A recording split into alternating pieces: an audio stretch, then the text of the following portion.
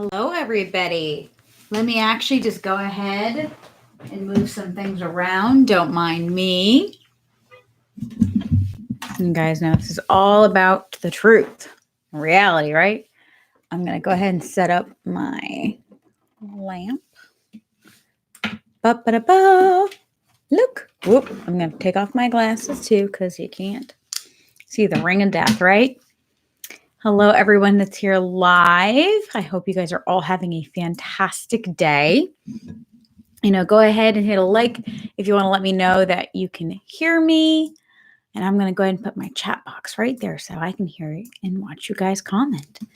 So I want to welcome you guys to this week's edition of Grow Wealthy Grooming. I am your host. My name is River Lee of the Savvy Groomer. I teach pet groomers, personal finance, and business coaching. So this week, I wanted to talk about 5 signs that you're secretly afraid of wealth. I thought this would be kind of a fun topic. As you guys have known, I've been to about 3 different conferences this month alone in different industries. I was very blessed. I went to so I'm a CFMG, which is a Certified Feline Master Groomer. So I went to the CFMG Beach Retreat, which was amazing to be in a house full of all female entrepreneurs who are in the cat grooming industry, which is incredibly niche. It's even more niche than in the grooming industry. So that was amazing. And then not even, a week later, I was in San Diego working with other entrepreneurs. Those entrepreneurs were generally in the marketing, coaching fields. A lot of them worked online businesses, but that was really incredible. Some of those people even made 7 figures in their business, which was so exciting to be able to chat with them and pick their brains. And then a week after that, I was at Business Boutique, and Business Boutique is primarily smaller product-based business owners, but there are also women who have other small different businesses. But I loved being able to talk to women who have product-based businesses, subscription boxes, things like that. It's so amazing how much we can learn when we're outside of our industry. So let's go ahead and start talking about this week's topic, the 5 signs you're secretly afraid of wealth. So give me one second. I'm just going to take a quick break. I've been talking a lot the last couple of weeks, and I'm really starting to lose my voice. Thank you for your patience. So what I thought was really interesting about this is I had gotten a book, and it doesn't matter what book because it's not really relevant to what I'm saying, but it talked about a scenario where she got embarrassed, where she had asked someone very wealthy what they did for a living. And in that circle, it was considered very rude because a lot of people didn't work. They did philanthropy, etc. And it was so interesting to me, the different things of when you ask someone what they do for a living and like little nuances like that. And the reason that really struck me was because when I was at the other 2 conferences, they asked me what I did. And I said, I'm a pet groomer. And you know what they said to me? I love doggies. I love kitties. And they were so unintentionally condescending. That was a very interesting thing. And the more I dug into it, I said to myself, why do I feel like immediately it feels condescending instead of giving them the benefit of the doubt? And I think a lot of it was that I wanted to connect with these women, but I felt like there was some sort of bridge holding me back because I saw myself as a groomer more so than a business owner. So I wanted to dig deeper into, okay, as far as money goes, because that's really my favorite topic, not because I love money, but because I love money that gives me freedom. Money to me is freedom. Money to me is being able to see my son. And I'm taking Halloween off, y'all. I don't know about you. I'm going to watch my little baby run around in his Halloween costume. I am so excited. But money allows me to do that. So I'm always trying to grow and help other groomers grow. So I thought it was really interesting in that aspect where I didn't identify as a business owner. I identified as a pet groomer. And the pet groomer part of me was offended, where the business owner of me would have just laughed and thought that was very adorable, that they were trying to connect with me. So I thought it would be a great topic to talk about all the little secrets I've learned that are actually subliminal ways of showing you that you are afraid of wealth or have a negative association towards money. So let me just tell you the first one. The first one is kind of what everyone does. And I didn't realize this until it was pointed out to me. So I'm in a group of women that, we're learning essentially executive lessons. So if you wanted to become a corporate executive, a VP, that level in corporate, not that I want to do that, but I want to know how they think and they tick. And one thing that I realized is that when you're in that group of women, and let's say they've got a really nice pair of shoes, like they've got the red soles, the Louboutins. So if I were to say to one of those women, I love your shoes, they would react differently than I would say most of the people in my circle. So what I used to do when people said, I love your shoes, is I would immediately begin to justify my purchase. So what do you mean by that, right? So what I would do is I would say, I got it on sale, even if I didn't. Or, yeah, it was buy two, get one free. Or I got it at JCPenney. Or it really wasn't that expensive. Or I know I should have spent the money. I normally spend the money on my son, but, I just really wanted these. I have to justify that purchase instead of just saying thank you. Because in this group of women, someone will have a very expensive, purse. I mean, we're like several $1,000s, or a lovely watch, or whatever it is, or a beautiful dress. And if someone mentions it, a way to practice being vibrationally, in tune with wealth is simply to say thank you. If they want to know where you got it, they'll ask. But just be okay, because what you're feeling in that moment is guilt, embarrassment, like in some way you must be better than this other person, which doesn't make any sense. They're just complimenting what you're wearing. You've associated those feelings with that item. So if you've bought something and you've earned that money, or you were given a beautiful gift, be happy, be grateful, thank you, and then go ahead and compliment them. Thank you. I really love your dress. Thank you. I really love that clipper. I mean, let me tell you, I have clipper envy like no one's business. I really want a KM cordless. That's like on my list. A lot of clipper envy, like that. Or like, someone said to me, oh, I love your, I have a Jody Murphy vest. I love your vest. And I was like, thank you so much. I really love it too. And that is the sign of a secure person who feels comfortable in the purchase they made.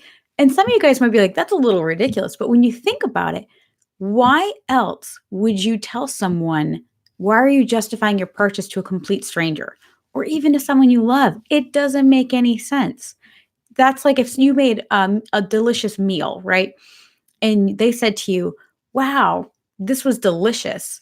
And you're like, yeah, and I got the potatoes on sale and it was like buy two, get one free on the meat. And actually, I ended up going to my neighbors and they had some in their freezer. You wouldn't say that. You would say, thank you. I worked really hard on this and I'm glad you're enjoying it, or thank you. I can't wait to eat at your house. So go ahead and practice that. The next time someone compliments, and this happens generally with women as far as our clothes go, or if it's your car or whatever it is that you're really proud of. If someone says, wow, I love your XYZ, go ahead and say, thank you. And then you can say something like, I love your XYZ, or, thank you, and just stop there. It's really nice to give a compliment back just because it's a great habit to be in, because not only do you feel good that someone acknowledges that something you bought is nice, but it's also great to pay the compliment back. So that is number one. I'm going to take another drink. Don't mind me, y'all. Okay, and number two, it is mentioning that something is outrageously expensive. What's interesting is the more wealthy you become, it doesn't become a disenfranchise of how much money things are. What happens is money, you realize that the value of things may or may not be evident to you. Let's say it again. The more wealthy you get, the more you realize that the value of something may not be evident to you. So, for example, art. if you're wealthy, we see something like it's insane they paid $1 million for that. But the intrinsic value can be totally different than what you view it as. It's completely subjective. And the more wealthy you become, and again, having money and having a lot of it doesn't make you wealthy. Wealthy is a mindset, same as broke is a mindset. Being broke and being poor are mindsets. Being wealthy and having money, it depends on which way you want to go with that. So anyway, when you start saying things like that is insanely expensive, or that's a ripoff, or wow, that's way too expensive, you are assuming things that you may or may not know. For instance, how many of us have that problems where someone will sit there and say, hey, let me get this right. There'll be people that'll say in our grooming salon, that's way too expensive. And you're like, wait, what do you mean it's too expensive? And we go up there and we try and justify it. But they're generally not our customer, right? The people that we have to justify our service rates to. We can educate them, but justification and education are two very different things.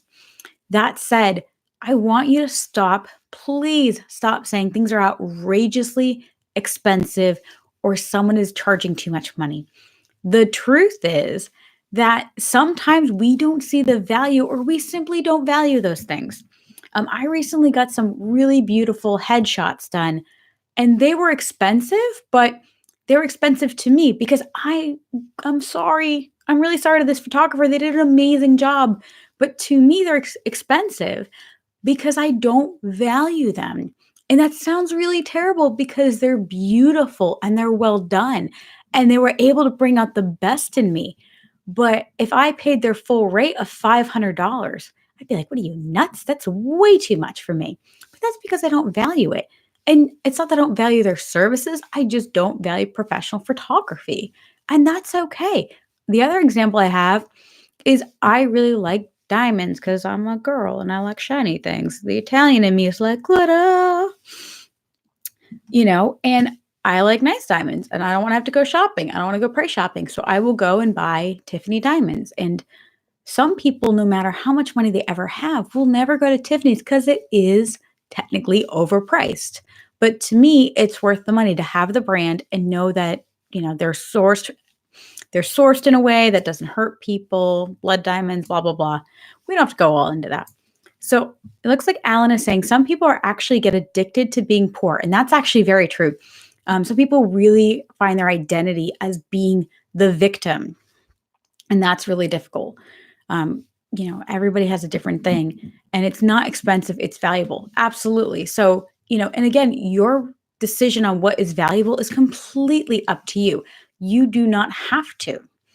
And they're also saying, I agree with photography being high price for reasons we can't see. I agree. The way this person was able to shoot me in a very short period of time, just like grooming, it's because they're really skilled and they're really able to bring your personality out in front of the camera. That said, some people will do a professional photo shoot every 1 to 3 months, especially in online businesses, because you do change. And I personally would really struggle with that.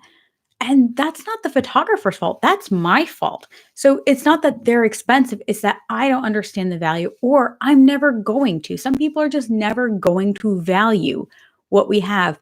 And I really struggle with that where I will say, oh, this is really expensive. And I have to stop and go, hey, whoa, whoa, whoa, whoa. This isn't expensive. I just don't value this. And that is a mentality that I've really begun to change. And I would love to see you guys change. I know it's really difficult, but it will make a big difference. Because the more you put out energy, the more it will come back to you. If you guys don't know, I'm super granola crunchy. So with that, I believe personally, and you can believe whatever you want, that the energy we put out is what we get back in. So if you're an asshole, you're going to attract assholes. I personally believe that if you're going to have energy where people are going to be cheap, it's probably because you're cheap. Jared is saying, there are still times that this old saying is true. You get what you pay for. I agree. But with that, Jared, I also want to point out that the value is completely arbitrary. So again, with art, I don't know why this painting's so expensive, but the person appreciates it and enjoying it, that's great for them. And that's so important, but it's really not up to me to decide what is valuable and what isn't. It's just important for me to decide what's valuable to me. So that is number 2 that I would like you guys to stop doing. Please stop using the firm outrageously expensive, or it's, what's the other word I want? Outrageously expensive, or it's a ripoff or things like that. So try to fix that. I'm trying to. That is a big bad habit I have. Okay. Number 3. Number 3 is to stop describing wealthy people as greedy or bad people in general. What was really amazing when I was at both the second and the third, so both at Business Boutique and at the Entrepreneur Experience, there is one of my heroes. I got to meet him. It was amazing. His name is Stu McLaren, and he has more money than, like, it's insane. Like, he has so much money. And again, see, limiting beliefs. So he has so much money, but this man literally raises millions of dollars a year to build schools in Africa. We were really excited in the entrepreneurial experience. We actually raised enough money in the group to build one school and keep enough teachers for that school for almost a year. And that's amazing. And what it proved to me is that being wealthy isn't about retaining money. It's about giving to others. It's about charity. It's about, you've been given all of these gifts, and how can you help other people? And that's so important. It's so important to give back. Rockefeller often says, and I'm going to totally butcher this quote, and I'm so sorry about it, but he said if he couldn't have tithed on his first salary, which was like $1, then he wouldn't have been able to tithe, on his first million. And that's so true. So, when you look at, there are always going to be bad people. And those bad people may have money or they may have no money. And that's the tough part. You have to figure out, if you were to be wealthy, would you be one of the bad people or one of the good people? And personally, I like to look at the people that have money and have done so much good with that. And I think that the more we gain in the industry, as groomers, the more we can do for other pet industries. We can start owning grooming salons that are run by groomers. I mean, how amazing would that be? Instead of these wealthy people who know nothing about animals, well, great. So let's have groomers become wealthy and own shops and employ people and set the standards. How awesome would that be? All right. So Alan is saying, when I buy items for personal defense, I spend a lot because I believe my life is worth it. I'd rather have peace of mind knowing I have quality and reliability. Rich Dad, Poor Dad, great book for all. Yes, Rich Dad and Poor Dad is a great book. It talks a lot about wealth and mindset and things like that. It's really nice. Well, I shouldn't say it's nice. It's really informative. There's really 2 sides of the coin. So there's Dave Ramsey, who is debt-free and all of that. And then Rich Dad, Poor Dad, which is more about leveraging. I'm kind of in the middle. I think that you don't have to have a house of cards, and I don't think you need to live on rice and beans. So I'm kind of in the middle personally, but you should read both ends of the spectrum and then decide where you fall in. So Alan, absolutely. And I agree with you. So I'm assuming with personal defense, you're talking about firearms and things like that. And I think that's great for your own, sorry guys, not being political, but you have to, if you're going to use firearms, you need to have proper weapons and have proper training, And that said, I think it's so important that if you feel more comfortable having an item like that, that you spend the money on that. I mean, that's the truth. I don't know if anyone's ever shot really crappy guns, but they're not fun. Nope. Blowing up your hand is not good. Don't blow up your hands. Which for those of you that have never shot a weapon, a firearm like that, if you buy a crappy gun and you're shooting it and it's broken or something's jammed in there, it'll blow back on your hand and then you won't have fingers. So don't do that. Perfect. Sorry. Thank you guys for being patient. I'm so sorry. I'm trying not to lose my voice. All right. So let's get down to number 4. So you're feeling uncomfortable. So I want you to set the stage. So for those of you guys that don't know my area, I'm in Newport, which is very wealthy some time of the year. And by very wealthy, I mean like Jimmy Buffett comes in on his like yacht and he does like concerts. Jay Leno just hangs out around town. I mean, wealthy people have way more money. And again, this is my limiting beliefs. I have to stop that. I have to stop using the phrase way more money than I'll ever have, because who knows? Maybe one day I will have lots of money. People have that are millionaires, multi millionaires. And again, that's a very different lifestyle than I have. So one thing I found is that when you start feeling uncomfortable around people that are either overdressed, or you're going to a place that you feel is too fancy, whether it's a restaurant or a hotel, that is a sign that you are uncomfortable with wealth. And the reason why is because we're never uncomfortable, in the sense that you might feel bad for somebody who has less. But if you went to stay in a crappy hotel, if you're, middle America, you're making decent money and you go to a crappy hotel, you might feel uncomfortable because it's dirty and this is annoying, but you're not feeling the same way as you do when you walk into a 5-star hotel. And the difference is because you feel out of place. You feel like you're a weird fixture, like you're peeking into somebody else's world. And that's because you either feel like you don't belong there, like you don't deserve to be there. And these are all weird guilt things that we all deal with, that's just the truth. I mean, it's unfortunate, but I remember I didn't believe this at all. I said, this isn't true at all. And then I went to a mall that it literally had, okay, so those of you that are boys and you've never been into a girl's bathroom, normally you walk in, there's just stalls, okay? This place had a room that you could just sit in and do your makeup. They had wall-to-wall mirrors, they had lounges, and then they had a ladies' room. It was enormous and it was opulent and it was almost uncomfortable how amazing it was. And this was just their mall in this area. That's how wealthy this area was. They had a mall that had a powder room and a waiting room. And, I would go into a store and they're like, this person will be your personal shopper. And you're like, this is insane. Like, I can shop by myself. This person is going to help me pick out outfits and they're going to do this with me and that with me. But the reason I felt uncomfortable is because I didn't feel like either I deserved it or that it just felt weird to be taking that good of care. And it's because, I identify a lot of times with very blue collar, and blue collar is not a bad thing. But when you identify as blue collar, often a lot of the things that happen with that are limiting financial beliefs. Things like, I have to work hard for my money. That's kind of a toxic belief, because what if I just got money? What if I worked really hard for 10 years and I took all of that knowledge and then I made money really easily?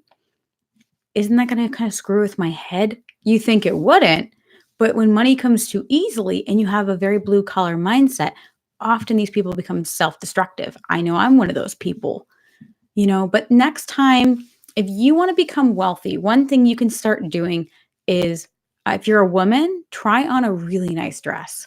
Go ahead and put your feet in these ugly foot coffins like Louboutins and walk around the store. And you're like, so this is what $1,000 pair of shoes feels like. They suck. Good to know. All those pretty girls in those heels, they're in pain, and that's okay. Try on $1,000 dress. What does it feel on? Feel how when you put it on, it feels like, oh my God, like this is worth more than my first car. Go ahead and sit in a dealership of a car that is way above your pay grade. I've done this with Mercedes. Like, I love the smell of brand new Mercedes leather.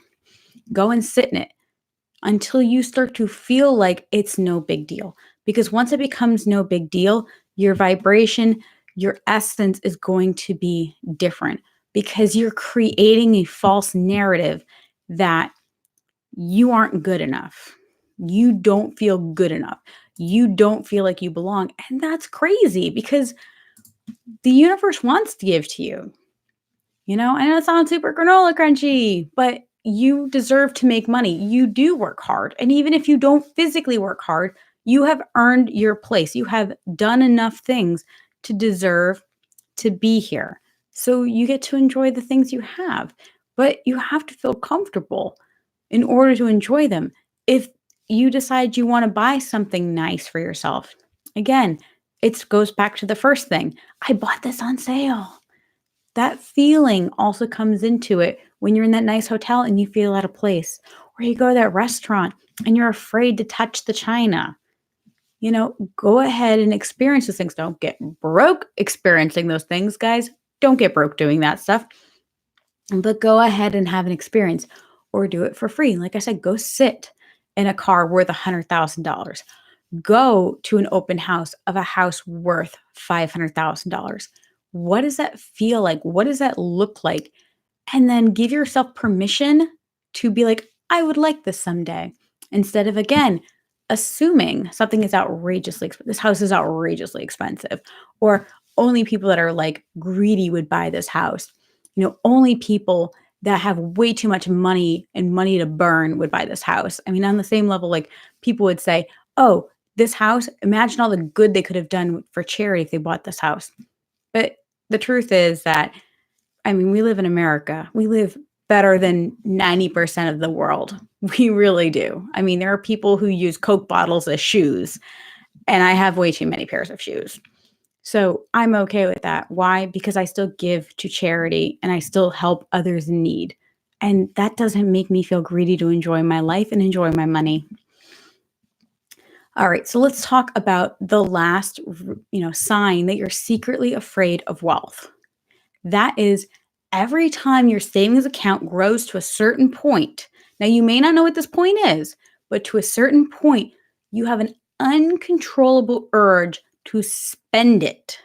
Or on the flip side, once you start to earn a certain amount of money, all of a sudden you either let off the gas or you find yourself unable to earn even more. And you're like, what is that? So I actually saw this a lot in the second place I went to. So I saw that a lot in the entrepreneur experience. And I didn't think I would, because these people are making a ton of, I shouldn't say, again, see, limiting beliefs. These people are making easily, without employees, $200,000, $300,000, $400,000. So they're working from home and they're easily making $200,000, $300,000, $400,000. It's probably gross and they probably pay a lot in taxes and blah, blah, blah. But to me in this moment, that is a lot of money to earn, especially without employees. Give me 1 second. I'm just going to take a sip. That's how you know it's live, baby. So that said, a lot of the things they were talking about is they would really bootstrap themselves and they would get really scrappy and they'd get to this point and then they couldn't get any further. And year after year, they're making, last year they made 200, this year they made 250. Last year they made 250, this year they made 3.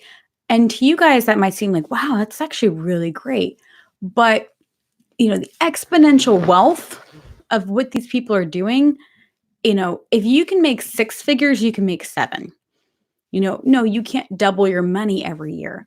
But for the most part, these people aren't constrained by service-based businesses. These are either products or these are scalable business models.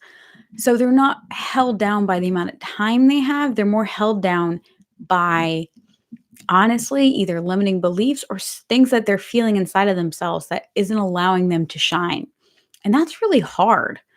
I heard way more people than I thought was possible saying, I keep making 6 figures and I want to make 7 and I don't know why I can't. And the more I would listen to them and listen to them being coached by these high level, either business coaches or these high level, other entrepreneurs, a lot of them said, how do you feel if I said to you, you're going to make $1 million this year? How does that feel in your heart? And like, I like that idea. I said, no. Not what you think. What do you feel? And this is so true. I remember when, I started charging what I charge for cat grooming. And I remember thinking, I could earn $500 a day, but anything more than $500, that's too much. And a lot of that comes from the fact that I am from a blue collar family. My dad did appliance repair. He owned his own business, but he was one of those, typical business owners. And my mom's a teacher. My mom brings home like $2,000 a month. How can I, my mom would go to work at 7 a.m. and she wouldn't get home till 4 or 5. And then she would like do paperwork all night. And I would have this guilt, like, how can I make more sometimes in a few days that my mom makes in a whole month? And she does all this good. She helps 6th, 7th, and 8th grade kids get better in English. I mean, how can I make more than her? And I honestly don't work as hard as she does. And these are all limiting beliefs. They're beliefs that I have that affect what I do. And I have to stop that. And maybe you guys have those too. Maybe there are thought patterns and thought rabbit holes that you go down that you just can't help and you have to snap out of it because these things don't help us. Um, I want to earn, as you guys know, my goal is to make Savvy Groomer my full-time job because it's my passion. It's what I want to do. I want to help people. But the idea of earning $100,000 to $200,000 a year with Savvy Groomer, it makes me feel afraid. It makes me feel like, can I do this? Is it right to make money for helping people? And again, the more money I make is because I've helped more people. The more people I help, that's shown by my dollar amounts. And I love that there are so many people that their whole life is around helping people and they're not worried about making money. But on the flip side, the story of my mom is she lost her house to foreclosure after owning it for 23 years. She went from getting a house for $100,000 23 years ago to losing it. And it's great that she's so kind and so giving. But the truth is, money does matter. And watching my mother lose our family home that I grew up in was really hard. And a lot of that just came down to not having enough money. And so to protect myself and to protect my son from the same fate, I have to be okay with money. And maybe you guys do too. Or maybe you're lucky and someone's just going to come around like the money fairy, but probably not. If the money fairy is coming, let me know. I'll give you my address. You can send him over here and we'll take the wand and we'll use it for matted pets. Win-win. Sound great, right, guys? So you might be asking, okay, now that you've made me feel like crap because I may or may not feel like I'm secretly afraid of wealth, what do I do about that? Well, I want you guys to, so I learned this at Tony Robbins and I think it's super effective. I'm going to get more water. So give me 1 second. Thank you for your patience. So anytime I have a limiting belief, I want you to snap yourself out of it. Jared is saying, interesting concept, a money fairy. I am all, if anyone finds the money fairy, you send them my way. I could use them. I like earning money, but money fairy would be really nice. Be super legit. So I learned this at Tony Robbins when I went to Unleash the Power Within. Also amazing. If you guys ever want to go to Tony Robbins, I will say it is about 50 hours and 3 days worth of content and jumping up and down and yelling. So be prepared. So what he would say is that every time you start to say this, go ahead and stop yourself, break the habit. So the format is, I tell myself people are making more money than I ever will. That's bullshit. The truth is, I can make as much money as I want as long as I'm willing to put the work in. So if you guys see the format, and when I put in the comments later, especially after I cut this down, you can create this in a format. So let's go back to, I bought this on sale and I have to tell people I saved this money. I tell myself that buying things that cost is bad. That's bullshit.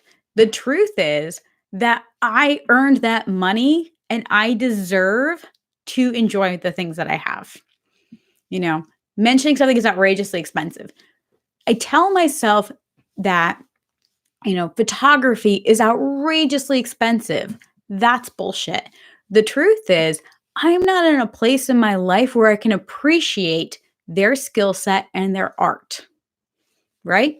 Feeling uncomfortable around people that are overly dressed or a really nice hotel. I tell myself, I don't belong here. I don't belong around these people. They're not my people.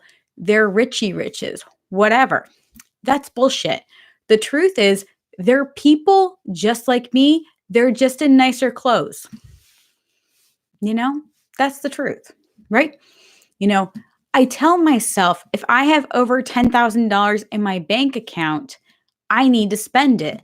That's bullshit. The truth is, I need a giant savings of fund, right? I need an emergency fund worth about, 3 to 6 months worth of expenses if I'm an employee and 6 months to a year if I'm a business owner, right? I tell myself I will never make $200,000 working in Savvy Groomer. That's bullshit. The truth is, I'm going to help so many people that I'm going to make more money than I could ever imagine. This is it. Think about that. So go ahead and use this format. Alan says, down with Marxism. You're being very silly. So think about all these things and all the ways that you may or may not be secretly afraid of wealth. And I want to know, do you have any of these things? Do you find them as a habit? I chose all of these because these are things that affect me personally. They really do. And I find myself stopping and trying to work on it. And it's really hard. Like, it's so hard. And I can't wait for it to become a habit that this gets better. And so I would love to hear, how you guys handle these things, what you're doing to change them. And that's the nice thing, is that if you don't like something about yourself, you can always change it. And in the grooming industry, we really struggle with money because we get to do something we really love. Like, working with animals every day is a joy. People really do love animals, and we get to work with them every day. The bad news is that anal glands and getting bit and peed on and poop. I mean, a friend of mine was talking about, trying to talk to business owners at the Entree Experience. Yeah, I feel like you're just a different woman when you've accidentally found poop in your pocket and you just like pull it out and you're like, you just like put it in the trash and wash your hands, like no big deal. I'm pretty sure those people would just, be permanently scarred for life. But they're people just like me, and I can't judge them because they've never found poop in their pocket, can I? So I want to thank you guys so much for being here. If you have any last minute questions, go ahead and put it in the comments below. I will do my best to answer them. It's been really awesome to see you guys this week. Sorry I started a little late. I really wanted to organize everything in a way that I could actually see it. And with this new ring light, you can see me now. Whoop, whoop. That's been really nice. Alan said, I've had poo pocket before. Yes. Poo pocket's a real thing. It's kind of like where I really need, so my vest has pockets. I need pockets for my scissors and clippers and stuff. So, that's the flip side, is sometimes you get poop in your pocket. It's cool. It happens to the best of us. So this week's topic for you guys that, are starting a little bit later were 5 signs you're secretly afraid of wealth. Go ahead and watch from the beginning. On Fridays, as always, we will have the updated version where it's a little bit shorter and it's more to the point. But it's been great seeing you guys live.